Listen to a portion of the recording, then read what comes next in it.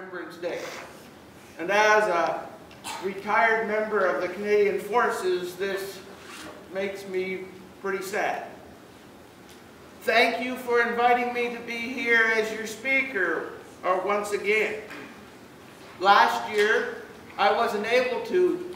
I shared with my friends the other night in my apartment building that I was too weak to speak, and they can hardly believe that.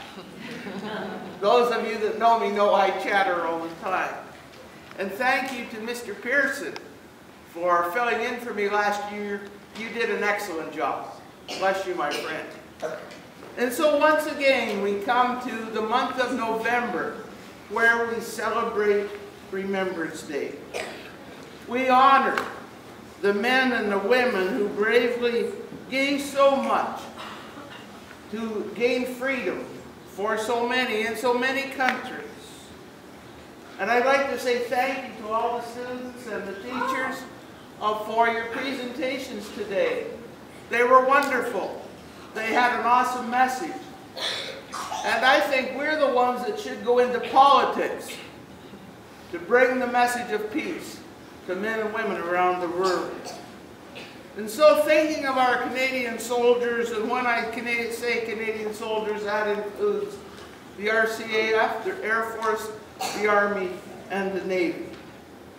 Our soldiers were unselfish, as you've already mentioned, in their efforts over a period of so many years.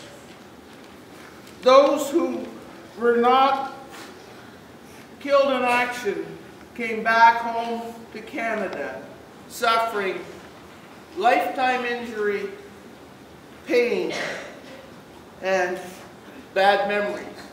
And yet we have so much to celebrate. And so as we think of our soldiers, of what they have done and are still doing in places such as Afghanistan and around the world to maintain peace and to gain freedom, I ask you students a question. You don't have to answer, but if you're really eager, you can. What makes a soldier? Strong. Strong, you got it, sir. And brave, that's a good one, yeah. Courage.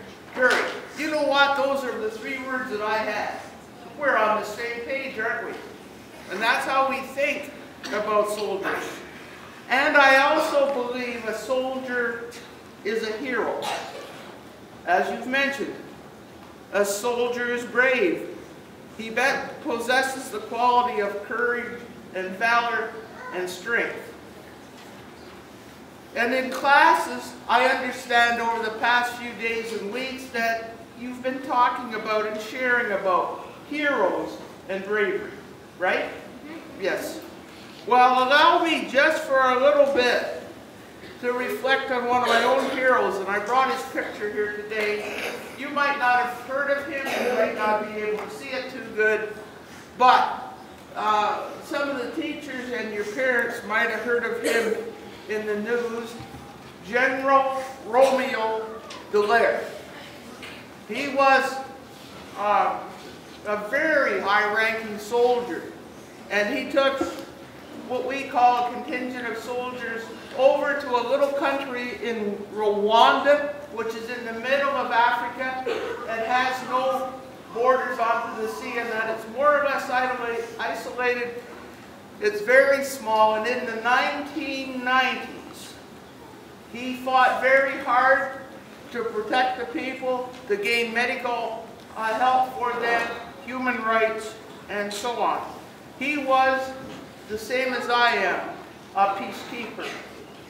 And the other thing, he's not so very old because he's only 1 year older than I am. And General Dallaire fought too for the honor of many people and their rights. He returned to Canada, and after a few years he retired, and you may hear his name again. He just wrote a new book, and it's one that you ought to be reading in grade 1 to 4.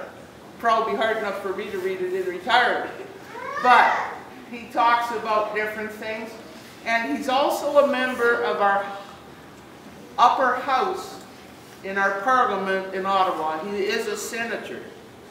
And he still works till this day.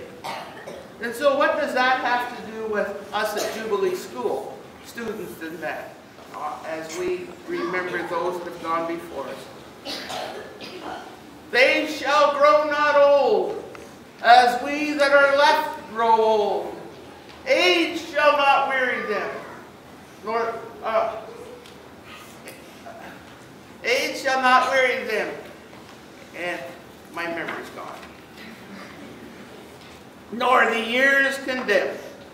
At the going down of the sun and in the morning, we will remember them. Thank you very much.